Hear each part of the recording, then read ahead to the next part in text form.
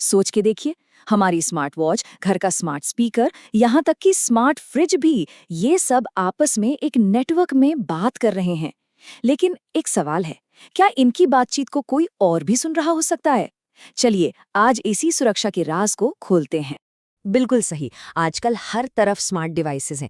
जिंदगी को कितना आसान बना दिया है इन्होंने, है ना? पर इन सब के पीछे एक बहुत बड़ा सवाल है। आखिर वो कौन सी, कह सकते हैं कि इनविजिबल शील्ड है, एक अदृश्य ढाल जो इन सारे डिवाइसेस को, इनके नेटवर्क को और सबसे जरूरी हमारे पर्सनल डेटा को हैकर्स से बचाकर रखती है। तो इसका जवाब है इंफॉर्मेशन सिक्योरिटी के 3 सबसे बुनियादी उसूलों में। इन्हें कहते हैं CIA ट्रायड। और हाँ, इससे पहले कि कोई गलत आइडिया आए, इसका उस जासूसी वाली एजेंसी से कोई लेना देना नहीं है। यहाँ C, I और A का मतलब बिल्कुल अलग है। C मतलब कॉन्फिडेंशियलिटी, I मतलब इंटेग्रिटी और A अवेलेबिलिटी, मतलब गोपनीयता, अखंडता और उपलब्धता। चलिए शुरुआत करते हैं पहले स्तंभ से, इस सुरक्षा के किले की। समझिए, जो सबसे पहली और सबसे मजबूत दीवार है वो है कॉन्फिडेंशियलिटी, यानी गोपनीयता। ये हमारी डिजिटल इंफॉर्मेशन का, कह लो, पहला पहरेदार है। तो कॉन्फिडेंशियलिटी का मतलब क्या है? बिल्कुल सीधा सा मतलब है सही जानकारी सिर्फ और सिर्फ सही लोगों तक पहुंचे। एक एग्जाम्पल से समझते हैं। मान लीजिए किसी का स्मार्ट हेल्थ बैंड है, तो उसका डेटा सिर्फ उस इंसान और उसके डॉक्टर को ही दिखना चाहिए, है ना? किसी इंश्योरेंस कंपनी को क्यों दिखे? या फिर घर में लगे स्मार्ट कैमरे की फीड, उसका एक्सेस सिर्फ फैमिली के पास होना चाहिए और किसी के पास नहीं। यहाँ ना एक क्लासिक हीरो विलन वाली फाइट चलती है। विलन है डेटा स्निफिंग। मतलब कोई हैकर वाईफाई नेटवर्क पर भेजे जा रहे डेटा को बीच में ही स्निफ करने की, यानी पकड़ने की कोशिश करता है। तो फिर हमारा हीरो कौन है? हमारा हीरो है एन्क्रिप्शन। ये इतना कमाल का है कि ये डेटा को एक ऐसी वैसी भाषा में, एक कोड में बदल देता है जिसे कोई पढ़ ही नहीं सकता। इसे सुलझाने के लिए एक खास चाबी चाहिए, जिसे हम कहते हैं डिक्रिप्शन की। पर रुकिए, हीरो अकेला नहीं है। एन्क्रिप्शन के अलावा और भी बॉडीगार्ड्स हैं। एक है ऑथेंटिकेशन। इसका काम है ये पक्का करना कि जो इंसान सिस्टम यूज कर रहा है वो वही है जो वो होने का दावा कर रहा है, जैसे पासवर्ड हो गया या फोन पर आने वाला OTP। और फिर आते हैं सिक्योर प्रोटोकॉल्स, जैसे कि HTTPS। इनको ऐसे समझिए कि ये डेटा के लिए एक सीक्रेट, सेफ सुरंग बना देते हैं ताकि रास्ते में कोई झांक ना पाए। ठीक है, तो हमने डेटा को सीक्रेट तो बना दिया, वो अब कॉन्फिडेंशियल है। लेकिन सोचिए, क्या हो अगर कोई उस डेटा को पढ़ तो ना पाए, पर उसे बदल दे? यही वो जगह है जहां इस ट्राइड का दूसरा पिलर यानी इंटेग्रिटी सीन में आता है, जिसे हम कहते हैं अखंडता।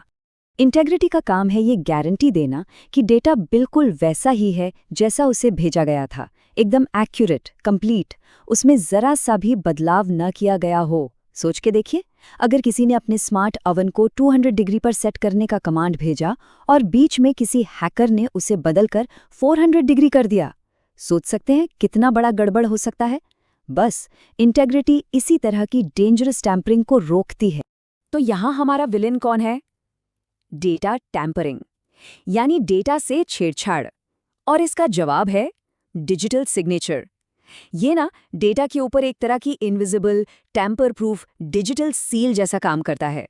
मतलब अगर डेटा में एक कॉमा भी इधर से उधर हुआ तो ये सील टूट जाती है और सिस्टम को फौरन पता चल जाता है कि बॉस, ये डेटा अब असल नहीं रहा, इस पर भरोसा नहीं किया जा सकता।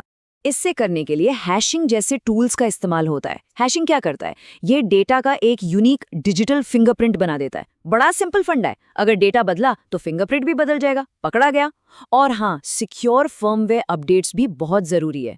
ये इस बात को पक्का करते हैं कि डिवाइस का जो मेन सॉफ्टवेयर है, यानी ऑपरेटिंग सिस्टम, वो ओरिजिनल और सेफ है, ना कि किसी हैकर का बनाया हुआ फर्जी वर्जन।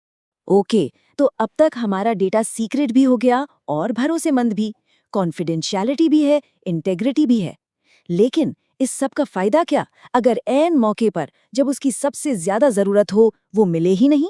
बस यहीं पर एंट्री होती है हमारे तीसरे और आखिरी पिलर की, अवेलेबिलिटी, यानी उपलब्धता। तो अवेलेबिलिटी का मतलब सीधा सा है, सिस्टम और डेटा जब भी जरूरत पड़े ऑथराइज्ड यूजर्स के लिए हमेशा रेडी और अवेलेबल होने चाहिए।